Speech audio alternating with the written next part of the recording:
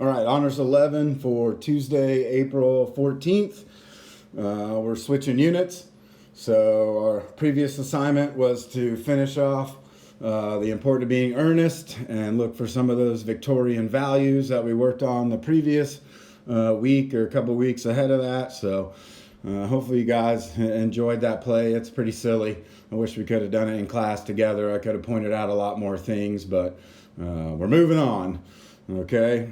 So our new unit and our last unit of the year is going to be Dubliners. Okay, so I should have uploaded a PDF of the entire collection. So what you need to do is download that to Notability. So as we move forward, we're going to do like 4 or 5 different stories. You can highlight things and make notes, and it's just much easier. All right, so just to give you a little bit of background, so Dubliners was written by James Joyce, who is an Irish author. He kind of had a love-hate relationship with his home country and his religion, Catholicism, and we'll see some of that pop up in some of the stories, although not all of them. For the most part, all the stories take place around the turn of the last century, so about 1904. Actually, all of his books are based in Dublin in 1904, even though he didn't live there for a good chunk of his life. He left and kind of never came back. But his books and his plays and his stories are all kind of love letters to Dublin. Okay, so this is a collection of short stories. So all the titles need to be in quotation marks. There's 4 different sections in this book. There's the childhood section we're going to start with, then what's called the adolescent section, the mature section, and then what's called the public life section. We're not going to do any of those stories. Like I said, we're only going to do about 4 or 5 of them.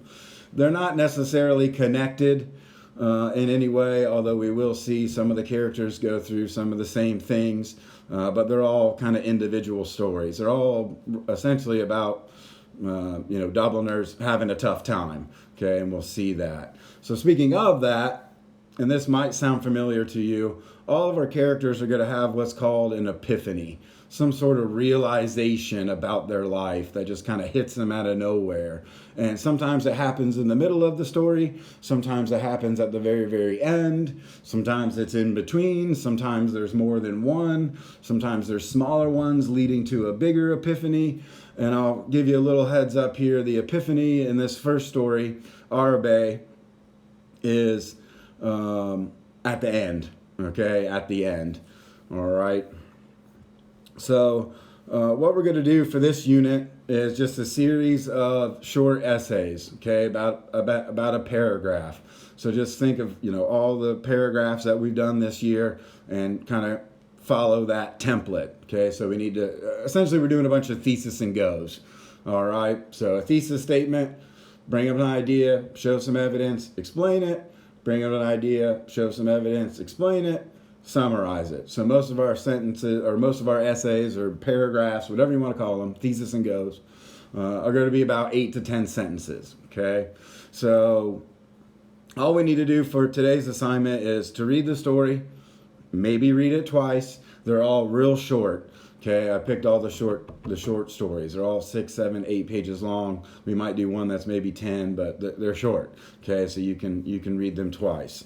All right. So what we're going to do for each story is I'm going to give you different things to focus on. Okay, some of them will be repeated. Some of them will be new. I'll add some. I'll take some away. Okay, but for each story, I'm trying to narrow it down so you can narrow down your focus. Okay, so here our focus for this assignment is going to be, is the character changed or unchanged?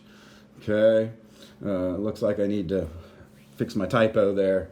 So based on when we meet the young man, or actually boy, we don't really know his name. We don't know how old he is. I'm guessing he's a middle schooler. Okay, he started to get interested in girls.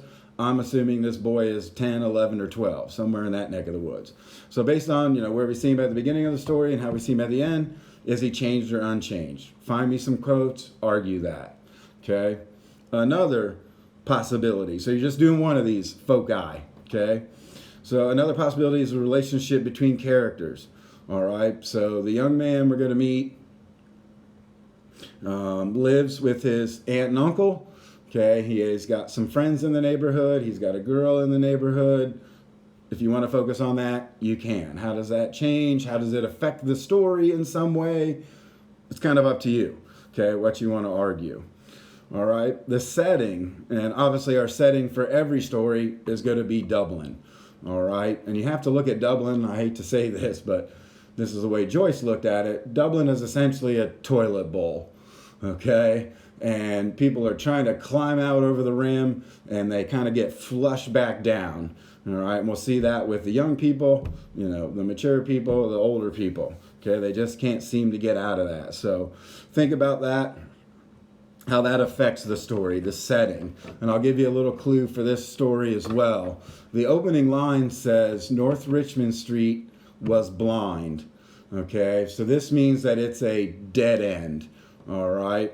So all the first lines of each story are incredibly important. They essentially tell you what's going to happen for the rest of it. So just think about that as you read and as you get to the end of this first story, that the boy grows up on a dead-end street, okay, and probably a working class part of town.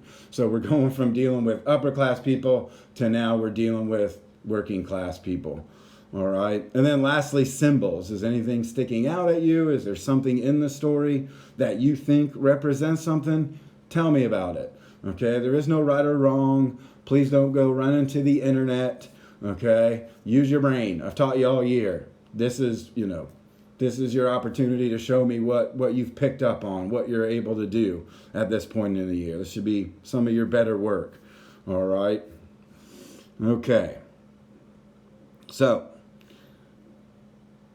the assignment is to read Arbe. All right, so again, it's found in Google Classroom, so you need to go ahead and download that into Notability, so that way you can kind of highlight and take notes. So let's say for this one, you want to focus on setting. Okay, so as you read, just highlight kind of anything that tells us about the setting, and then hopefully once you kind of piece all those together, you can see how that is working in the story. Okay, one thing again you need to know. So the boy grows up on a dead end street in a working class part of town. All right, and what he wants to do is go to this place called Arbe. Okay, so think Arab, right? It sounds exotic. It sounds Eastern, right? This boy doesn't know anything. Okay, so Arbe is what's called a bazaar, a Bazaar. Okay, so it's kind of like a flea market / state fair all rolled up into one. Okay, there's vendors selling goods, there's people selling food, there's rides, there's expositions. Okay, so think about that in terms of setting. Okay, so that's what they mean by bazaar. So this was a real thing that happened in Dublin when Joyce was a boy.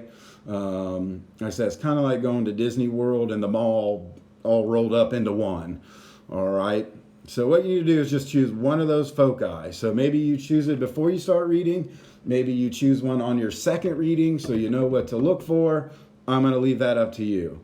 Okay, again, the stories are all real short. You should be able to maybe read them a couple different times. If you got any questions or, hey man, what does this mean? Email me and I'll tell you. I can't tell you every little thing because I know a whole lot about this book and I love this book. And I just don't want to overwhelm you with all the stuff to pay attention to. So I'm narrowing it down to 3 or 4 things. All right. So what you need to turn in.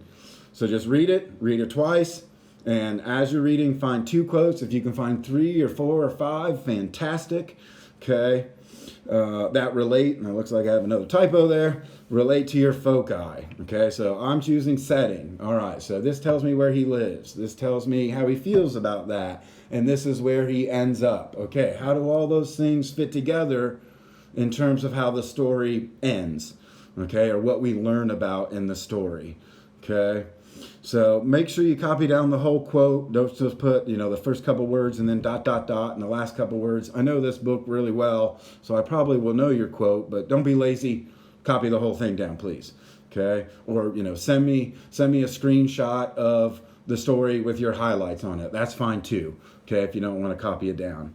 So then I need you to come up with a thesis statement connecting the foci that you chose So the setting in Arabe does this, okay? Or the relationship between the boy and his aunt and uncle does this, all right? So just a thesis statement that argues something, all right? And that's all I need you to do today. And then tomorrow's assignment will be to actually write the essay. And I'll give you a template on how to kind of do that, what I'm looking for, the minimum criteria. And then for Thursday, I'll probably have you add a few more things, okay? So all you need to turn in for today's assignment is 2 quotes and a thesis statement, all right? One last thing. When you read this, it's going to be in first person, and you're going to say, damn, this boy is smart.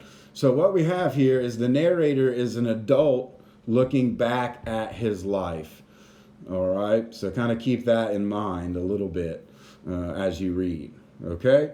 So again, if you have any questions, you got any late work, get that turned in, please. Those zeros are not permanent, but I'm going to start putting them in every day because it took me an hour the other day to put in the zeros for all my classes, and I'm not doing that again. All right, so if you got any late work, get it in. Let me get that graded, get you those points, and we'll go on from there. All right? All right, see you guys.